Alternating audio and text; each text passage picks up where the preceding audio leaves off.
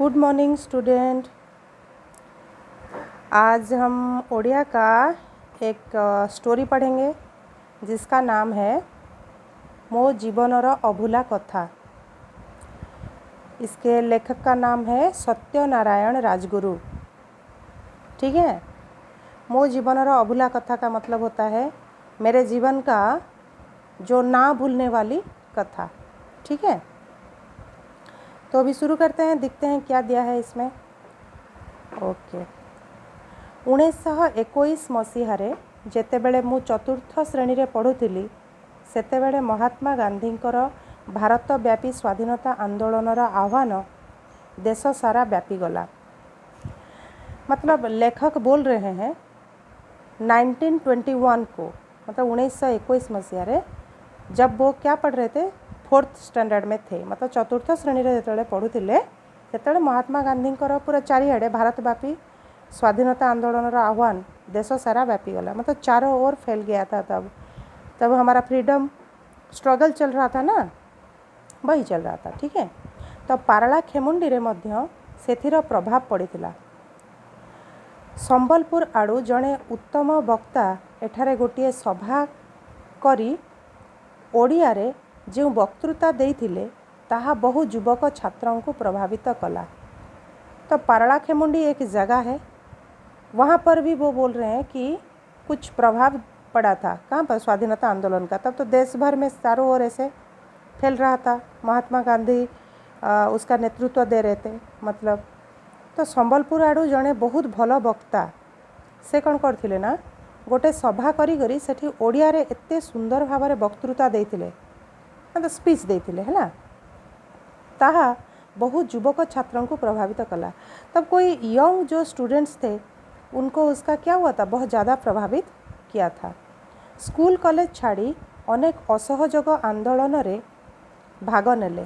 तो वो लोग ऐसे थे, देश के लिए इतना सोच रहे थे तब के ज़माने के जो स्टूडेंट्स थे।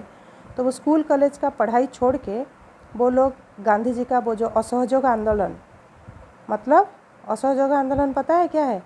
जो कि उनको कोई भी मदद नहीं करेगा, मतलब ब्रिटिश लोगों को उनके काम में बिल्कुल भी किसी तरह का भी सहयोग नहीं करेंगे। ठीक है। तो उसमें वो पार्टिसिपेट किए थे। ठीक से वर्ष महात्मा गांधी निजे तांकर प्रचार उद्देश्य रे पारला खेमुंडी आसते। और वही साल पे, कौन सी साल? 1921 मसीहारे। ठीक है ना। से 1921 मसीहारे निजे महात्मा गांधी कोटिके आसते, पारला खेमुंडी को आसीथिले। सेतेबेले ब्रिटिश सरकारଙ୍କ कटकणा हेतु सभा करने को स्थान मिलला नहीं। आमे छात्र माने जोर करी पुराना मार्केट पड़िया रे एबे जोठारे म्युनिसिपालिटी रीडिंग रूम निर्मित होईची सभा करने को स्थिर कलु। जेहेतु से सभा करने को आसीथिले, किंतु मुख्य कथा है से टाइम रे जेतले ब्रिटिश सरकार आम देश रे शासन करुथिले, मतलब अंग्रेज हमारे देश को शासन कर रहे थे ना तब, तो वो बहुत सारे रूल्स और रेगुलेशन फैलाए थे जिसके वजह से ना उनको बिल्कुल कहीं पर जगह तक नहीं मिला जहाँ पर वो लोग सभा कर सके, मतलब मीटिंग कर सके। तो हम लोग, मतलब जो लेखक है वो बोल रहे हैं हम लोग क्या किए, जितने स्टूडेंट्स थे हम सब ज़बरदस्ती जाके पुराना मार्केट पड़िया एक तो था, एक फील्ड था जहाँ पर अभी म्युनिसिपल रीडिंग रूम है, तो उधर जाके सभा करने का हम लोग सोचे थे। ठीक है। तो हजार हजार लोक महात्मांकर वक्तृता शुणा को आसुथांती। लोक गहली एते अधिक हैला जे पुलिस संभालने को असमर्थ हेले। तो सब बापू बोल देने से तब के ज़माने में सारे लोग उनको बहुत प्यार करते थे, बहुत रेस्पेक्ट दे रहे थे उन लोगों को, माने बापू को। तो इसलिए बहुत सारे हजार हजार लोग उधर आने लगे। क्या करने के लिए? बापू से कुछ वक्तृता, मतलब उनके वो क्या भाषण में दे रहे हैं वो सुनने के लिए आ रहे थे। इतना ज़्यादा लोग आ गए थे, मतलब लोग एते गहली हो गले जे पुलिस भी और संभालने को असमर्थ है। हम दिखे होंगे जहाँ पर ज़्यादा भीड़ होता है पुलिस भी कभी कभी संभाल नहीं पाता है, तो मजबूरी आकर ना लाठी चार्ज करते हैं, ऐसे करते हैं कि नहीं। तो वैसे आमे केते जण छात्र चक्राकार रे घेर करी हाथ को हाथ छंदी मझिरे महात्मा को रखी सही जनगहली भितर दे मंच ऊपर को नबा को चेष्टा कलु। सेतବେଳେ ये कहते जे हम कुछ छात्र, मतलब हम कुछ स्टूडेंट्स गोल चक्राकार, मतलब गोल आकार रे, ठीक अच्छे, मतलब गोल आकार आमे किसी स्टूडेंट मिसिलु आउ से कौन कलु ना सेठी घेर करके हाथ को हाथ बांधे, माने एक दूसरे हाथ को पकड़ के चारों ओर से बीच में रख दिए किसको, बापू को। तो उनको वही रास्ते से लेकर स्टेज के ऊपर लेने को कोशिश किए। मु ठीक तांकर पछपटे चली थाए। मो सांग को आउ 2 जण पिला मध्य हाथ को हाथ छंदी थिले, किंतु जनतार चाप एते परिमाण रे आम पछ आड़ू पड़िला जे मु आउ संभाली न पारी महात्मांकर पिठी आड़ को ठेली होई गली।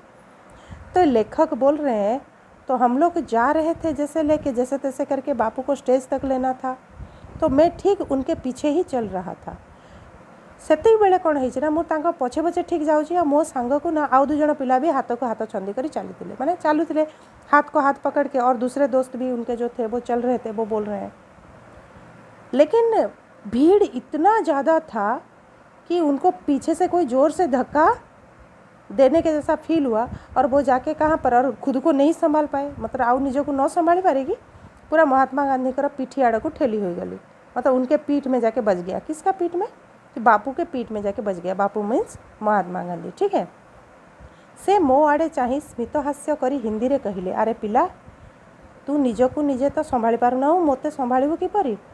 तो तब ना बापू हंस के, आराम से हंस के ये बोले थे, हिंदी में बोले थे वो, अरे बेटा तू तो खुद को नहीं संभाल पा रहा है, तो मुझे कैसे संभालेगा। मतलब अरे पिला तू तो निजको संभाली पारनु, मते केंति संभालिबु। यह कही से आम घेर भितर बाहरी पड़ी कि उपाय के जानी जनता भितर गली गली मंच ऊपर को उठिले ताहा आमे जानी पारिलु नाही। से दिन से जो नीति दीर्घ भाषण रे जातीयतार बीज आम मानक हृदय रोपण कले, ताहा कालक्रमे अंकुरित होई तांकर आशीर्वाद तुल्य आमको यथेष्ट प्रभावित कला कहले चले। तो वो ना वो क्या किए पता है, भीड़ से खुद ही निकल के कैसे करके वो लोगों के बीच में घुस के स्टेज के ऊपर को चले गए। कौन, बापू। स्टेज ऊपर एत जाए पहुँची गले, से एमाने भी कहीं जानी पारे केमती कौन बापू से भितर गली करी पड़े गले। आ तापर से जो भाषण देते पूरा लंबा चौड़ा भाषण दिए थे, कौन, बापू ने।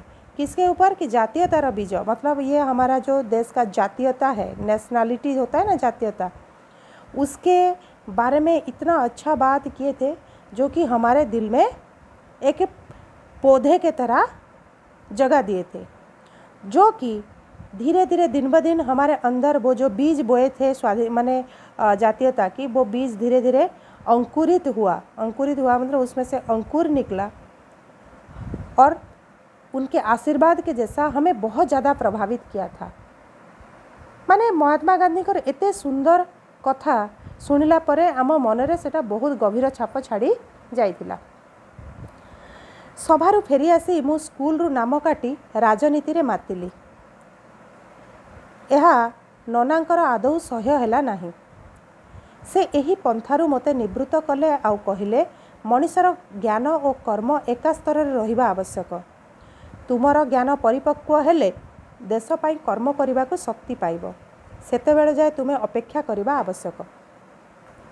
तो मैं मीटिंग से जब लौट आया, स्कूल में जाके अपना नाम कटवा के राजनीति में जाके मिल गया मैं, जो कि मेरे पापा नोना, यदि मतलब नोना मतलब इधर है पापा को बोला जाता है, ठीक है। नोना मतलब इधर पापा है। तो मो बापा को ये जिनस बिल्कुल भी भल लगिला नहीं। कौन सी छुआ जदि स्कूल छाड़ी के राजनीति में मिसब तो आजिकल कौन सी बापा माँ को भी भल लगिबो नहीं। तेणुक बिल्कुल सेमती तांको भी भल लागुन से कथा। सेतेबेले कौन है ना, से एथिरो ए रास्तारू मते केंती बाहर करिवे, सेथिलागि से गोटे चेष्टा कले आ मते कहले मनीषर ज्ञान और कर्म एका स्तर रहिबा आवश्यक। मतलब ज्ञान भी और कर्म भी एक साथ रहना जरूरी है। इसका मतलब ये था कि तुम्हारा ज्ञान मतलब स्कूल के पढ़ाई के साथ साथ काम एक साथ रहना जरूरी होता है। तुम्हारा ज्ञान परिपक्व हेले देश पाई कर्म करने को शक्ति पाइब। अगर तुम पढ़े लिखे होगे, तुम्हारे पास ज्ञान होगा, अगर वो अच्छी तरह से ज्ञान प्राप्त कर लोगे, तभी जाके तुम देश के लिए कुछ ना कुछ काम करने के लिए तुम्हें ताकत मिलेगी। जदि तुम्हें भल ज्ञान आहरण कल ताले तुमको आम देश पाई सेवा करिया लगी शक्ति मिलिबो। सेतेबेले जाए तुम्हें अपेक्षा करवा आवश्यक। माने सेतेबेले जाए तू टिके अपेक्षा कर, माने तो पढ़ाटा चालू रख। अच्छा, आज आम एति दूर पढ़ा, तापर आम नेक्स्ट क्लास रे एउठू पढ़ा। ठीक अच्छे, अच्छा बाय।